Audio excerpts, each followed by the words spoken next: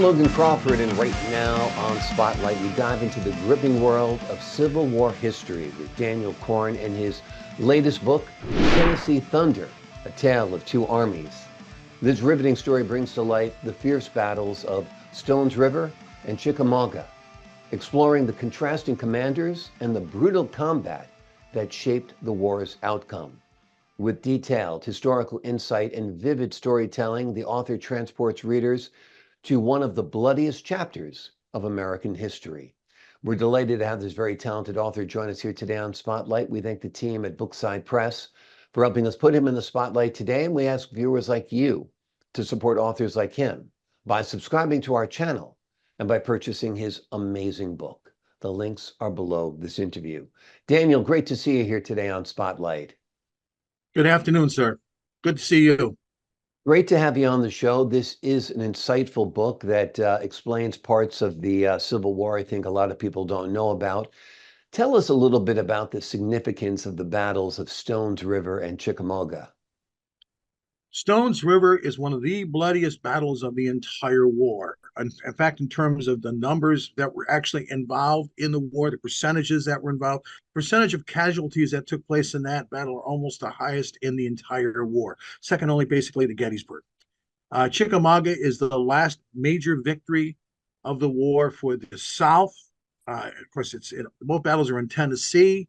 A great deal of the war was actually fought in Tennessee. Everyone kind of focuses on Virginia, but in reality, the second most battles were in Tennessee themselves. And the war, in many ways, was won and lost in Tennessee.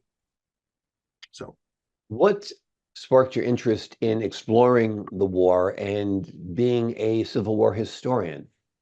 Well, I am a history teacher. As a child, I was fascinated by a lot of what Walt Disney came up with to do. One particular program was a miniseries. He was actually originated the miniseries with his Wonderful World of Color program, and it was called Johnny Shiloh. And it was a story about John Lincoln Clem. And John Lincoln Clem, of course, was a very young, only like 10 years old drummer boy who went off to war with an Ohio regiment and eventually actually saw combat as a soldier. And I was fascinated by his story. And from that point on, and at that time when I was a young guy, was the time when the Civil War was actually entertaining its centennial. I read just about everything I could find on it, Mr. Bruce Caton's books and so on. And the more I read, the more I became even more fascinated by it. And then eventually I decided to become a teacher of history, and went to college.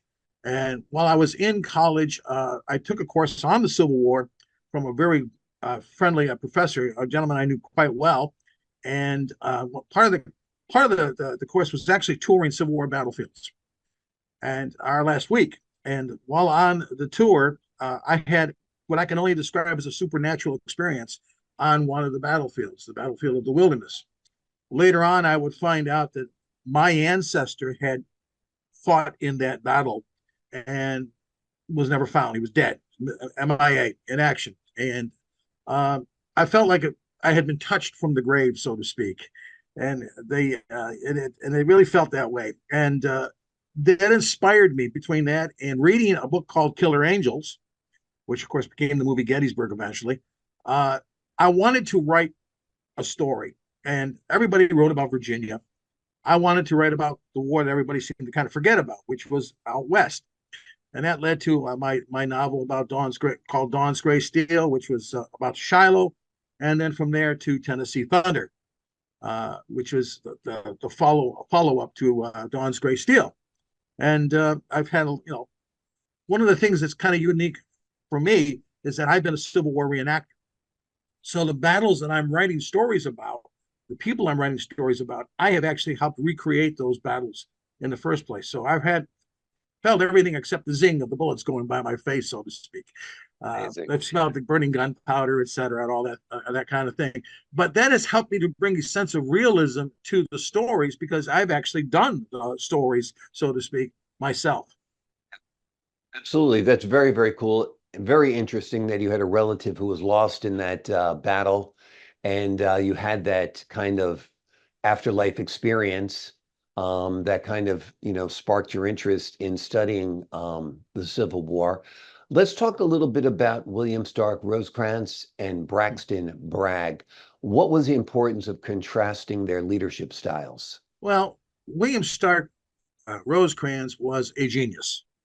Uh, he had been seriously injured in an accident, actually as an inventor, working with kerosene before the war, and that's one of the reasons why he had a beard, was he was covering the scars, the facial scars on his face.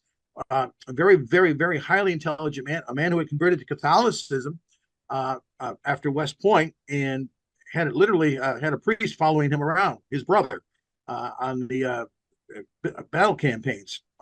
And he did a lot of talk about theology and everything with his staff and all of that. But he had a little problem, which a lot of people didn't realize, and that he stammered.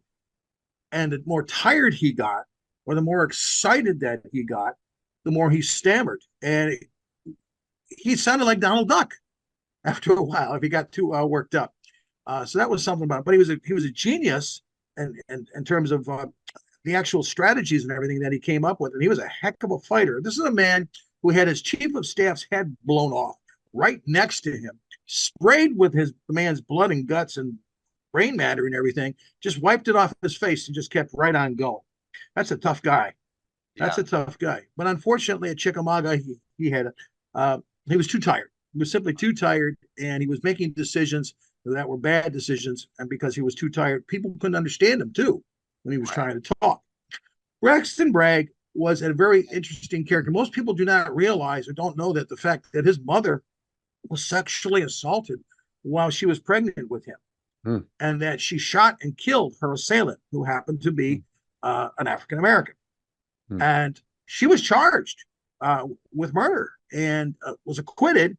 But I'm convinced that all of that stress and trouble that she went through during that trial and everything was transmitted to him in the womb. And he was a good soldier, but he had a very thin skin, did not get along well with subordinates at all. In fact, very few people he got along well with. But this is a guy who, when he was in the pre-war days, on a post, was the second in command, the chief of staff, in charge of the quartermaster, in charge of that, and a regimental commander for the artillery unit of the thing. As an artillery unit commander, he requested of himself, as the quartermaster, supplies. He turned himself down. He then went to himself as the second in command, requesting the same materials, and did the same thing. He turned himself down again. And his post commander later on said to him, "You are the only man I know of who can argue with himself and lose the argument." Amazing.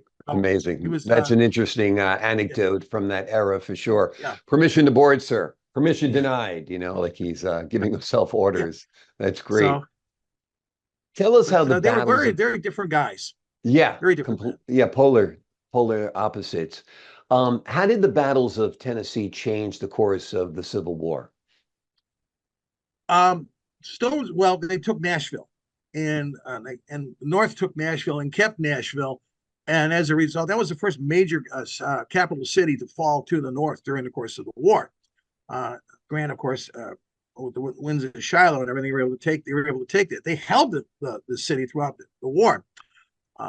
Because of that, the South was never able to gain that anchor in the West that they needed, and they were losing the control of the rivers. And once they lost the control of the rivers out west, they were in big trouble. And of course, the first ones to fall were the Cumberland, or the Ohio, the Cumberland, and then of course the Tennessee rivers. And those were the routes that the Union was able to use to drive their forces deep into the Confederacy, particularly at that point. So everybody was focused on the East, with Lee doing all his thing in Virginia, but the war was being lost in the West. In the East, the South did very, very well in the first few years. In the West, the South did not do very well in the first few years of the war. And this was what happened. And other than Chickamauga, most of the time they were losing. And you had the two armies, mostly the Army of the Cumberland, which was the main Northern Army in the West at that point, and then the Army of Tennessee. and then of the Tennessee, excuse me. The South named their armies after states or geographic regions. The North did after rivers, and is the reason, the two armies that represented Tennessee, they were constantly going head to head to head to head. The war was tougher in some ways out west, different breed of men than there were in the east. Yeah. And it was a rough fight. But in Chickamauga, Bragg won. But the reason why he won was because he had James Longstreet, Pete Longstreet from Lee's army, his corps, what was left of it after Gettysburg, was in that battle, and they're the reason why they went through there and fought and won. Hood leading, of course, the charge that broke more or less the Union line. If another Virginian, if George Thomas hadn't done the job that he did, the magnificent job he did of putting together the defense he did on Horseshoe Ridge, on Snodgrass Hill, and everything like that, the war might have changed. Things might have been different. But he saved that army. As a result of that, they were able to retreat into Chattanooga, and then of course Grant came into the picture then, and after that, it was pretty much a done deal. Bragg was not gonna do well. I find it interesting that how he and his cavalry commander, of course, he and Nathan Bedford Forrest had a very, very deep argument, shall we say, which I detail towards the end of the book, in which Forrest basically called him out for Bragg for his lack of leadership and all that, and threatened to kill him. And this is your army, this is your boss, and you're telling him you're going to kill him if he ever tries to give you another order. What, can you see someone saying that to Robert E. Lee? I don't think so. Yeah, amazing. So. Have you ever envisioned what this world or what this country would be like if the North had lost? It would have been different. I think eventually the two sides would have reconciled. I think slavery eventually was going to die regardless. Yeah. No matter what. It would have been just a more painful death than it was then, and would have taken a lot longer. We weren't the last country to get rid of slavery in the Western Hemisphere. Brazil was. And that was 20 years after the Civil War. Wow. So, but we're the only country. Yeah, we're the only country to free the slaves and then give them the vote. Yeah. We're it. So. Very, very interesting. Well, there's your next book, What Would Happen? There's Man in the High Castle that takes a look at what would have happened if we had lost World War II. You can come up with your book on what happens if we lost the Civil War. It'd be fascinating. Yeah. All your books are fascinating. This one in particular, Tennessee Thunder, A Tale of Two Armies. The riveting story brings to life the fierce battles of Stones River and Chickamauga, exploring the contrasting commanders and the brutal combat that shaped the war's outcome. Before we leave you today, I got to ask you, have you thought about this as a film?